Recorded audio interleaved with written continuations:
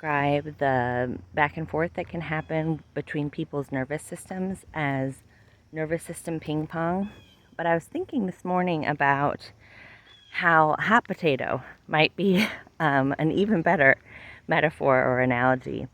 Um, so, my kid and I were talking about the experience that we sometimes have with other people, which is where we tell them, hey, you hurt my feelings. And then their response is, no, you did something wrong, right? And he was saying, how could it make sense that someone hurt my feelings and then they're upset at me for telling them? And so we're talking about how, what does it mean if you hurt somebody's feelings? It means they think that you did something bad, right?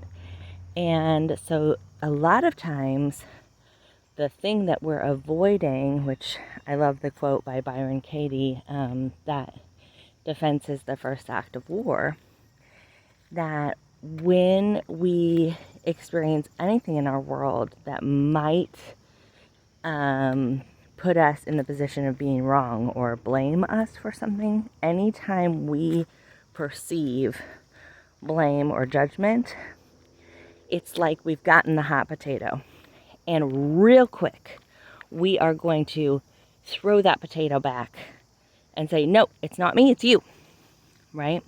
And that's how defense is the first act of war, because if somebody tosses me the hot potato and they say, you're the bad one, and I hold the potato and I, maybe take care of myself and notice in my body how I really don't want to be the bad one and how I really want to defend myself and tell them, no, you're the bad one. And then I can ask that question, ooh, does this feel more mobilized or immobilized? Does this feel more like, now that I have the potato, I just want to play dead, hide in a cave, I'm so ashamed, and I start to add my own criticism to what the person had said? Or do I notice that I'm more mobilized? I want to throw that potato smash in their face, and I want to tell them all the things that they've done wrong.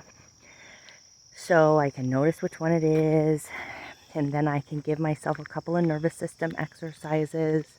If I'm really freaked out, I can reach for some ice. If I notice it's more mobilized, I might take myself on a little walk, walk it off, as the sports people say. Here comes a truck, hold on. Let's just let this truck past.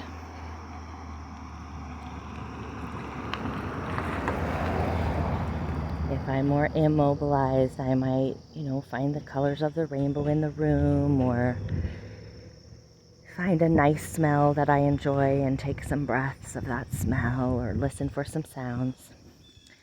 And then when I start to feel my system calming down, I might say, hey, sweetie, what do you think about being the one who's holding the potato? How does that feel? Is that scary? Does that make you upset? Does that feel unfair? Does that feel like hopeless, like you want to give up? Tell me more about it. What are the consequences of hurting someone's feelings? Where did you learn how to shut down when someone told you that? Or where did you learn that you needed to throw that potato back? And then we can take care of the part that is worried about being the one who, this spot's so pretty. Got another car coming. We'll just let us look at the water while they pass.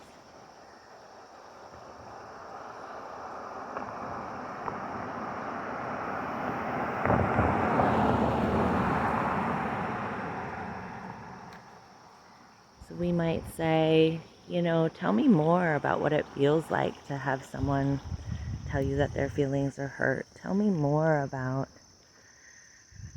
maybe we're on the opposite side of it and we've told someone that they hurt our feelings and they've responded with blaming us. How does that feel? What does that make you think about? What do you think are the things that are going to happen if this person never recognizes or admits that they hurt your feelings. How can I validate you and take care of those feelings that were hurt? And in that way, we've eliminated the war. If the person was inviting us to war with that and they tossed us that hot potato and we say, sorry, busy morning on this street.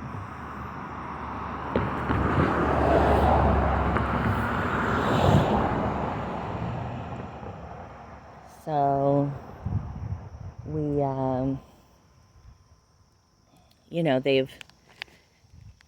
they've invited us to war and they toss that potato, and it's like they're inviting us to a game of hot potato, right? And if you say, let's play hot potato, and you toss the ball to your friend and they go, no, I don't feel like playing, then that's the end of the game. You can't have a war without a defender. And many people hear that and think, oh, well, you're just going to let people walk all over you? You're just going to self-sacrifice, right? So the answer is no. There are not only two options: self-sacrifice and let people walk all over you, or fight. Those are not the only two options. There is the option of bringing your compassion to yourself so that you can take excellent care of yourself, come back to your frontal lobe, and let's say this is a person who has been blaming you consistently throughout your relationship, or who has not been able to connect with compassion when you've shared that your feelings are hurt, or who has been violent or harmful in other ways, right? Then in my frontal lobe, I have access to seeing those patterns, and I have access to noticing if I've had, fantastical thinking. Oh, they're not going to do it next time. They were just upset and it's fine, right? I can notice and be honest and say, it looks like this person doesn't have the capacity to be in a relationship where we have rupture and repair, and where, we consistently are open to respecting and understanding each other. And that's not because they're a bad person, but it's just, sorry, another car, hold on.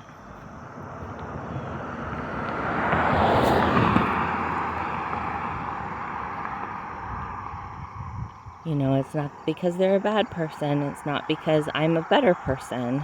It's just a recognition. Like if I walked up to a McDonald's and I said, I want some chicken nuggets, and they said, we are out of chicken nuggets today. They're not a bad McDonald's for being out of chicken nuggets. They just don't have the chicken nuggets. And so if I'm in a relationship with someone because I'd like some support and respect and rupture and repair, and they're out of that, then I can just say, oh, okay, no worries, I will go to a different McDonald's, right? Because often we hang on to or stay in relationships and use that excuse like, oh, they've had a lot of trauma, it's their nervous system, there's something going on with them, so I'm just gonna stay and I'm gonna heal them, right? A lot of us end up doing that, and it ends up not actually being helpful for that person, because if you're trying to do the work for them, then they don't get a chance to do the work for themselves. So in those situations, we don't need to stay in any relationship. We can create distance, we can take breaks, and I know that there are some situations where people have, safety issues, they do have to stay, or maybe they don't have other options. And so in those situations, we would be reaching for, again, like Eckhart Tolle's 3 options when things are not going your way, is to accept it fully, change it, or walk away. So in some situations, we may need to accept it fully, and take as best care of ourselves as we can, reach for supports if we don't have the power and resources to make a change ourselves. We can begin to reach for supports. You know, I was a person who, not too long ago, 10 years ago or so, reached out to a domestic violence resource center in our area and started meeting with them and connecting with resources, and you know, slowly, I was able to see changes in my life, but it wasn't overnight. So I don't think there's ever an impossible situation, even if that reaching out for support is just to your spirit team or the God of your understanding or unconditional love, or your highest self. Yeah, so, you know, thinking about that nervous system hot potato and how sometimes, of course, we're going to get that hot potato and it's going to be so hot. Our nervous system is going to be so low on capacity that we're just going to toss that hot potato back. And those are when we have the opportunity for rupture and repair, which actually strengthens intimacy and co-regulation. So it's not about always doing it perfectly. It's not about never tossing the potato back. It's about noticing when we're doing that, and if we're noticing that we're consistently tossing that potato back so quickly without even a chance to think about it, we might look at what's going on with our capacity, what are our resources lately, have we not been sleeping, is there, you know, a change that we may be needing to make in our life so that we can increase our capacity over time so that we're less likely to be lashing out at others. Anyways, lots of love, my friends.